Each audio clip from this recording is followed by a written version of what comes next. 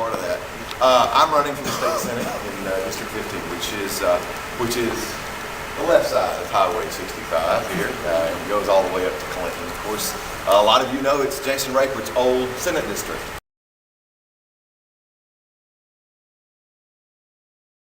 This is a seat that the Democrats are going to come after. Our opponent in the fall is going to be Johnny Hoyt, who lost to Jason Rakeworth last time. And the governor does not want the state senate to go Republican. Doesn't want the House to go Republican. But I've got news for him. They're both going to go Republican. Now, let me qualify that.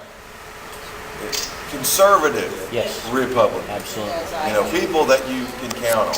And we've been working a long time on making that reality.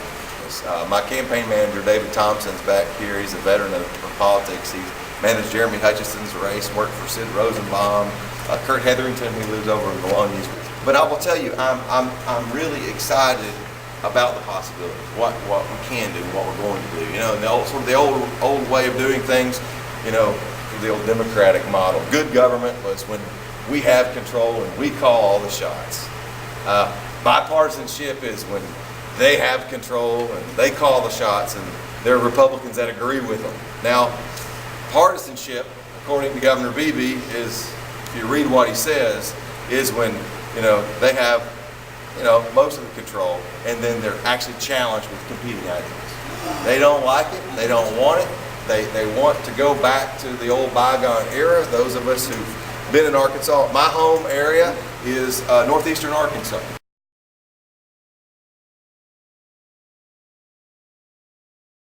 If you've read the paper, you read the Democrat Gazette, you see every single day that we have a parole system that is in crisis, and that people that the state says should be out of prison are killing people. And that's not just happening in Clark, it's happening all over. Y'all know our tax situation in the state. It's one of the reasons why Jason and I work so hard to push for an income tax cut. I think that we're going to get it. We are going to begin the process of cutting income taxes in Arkansas. It's crucial. But the other thing, you know, a lot of people like to talk about the economic issues, and there ain't anybody more economic conservative than I am.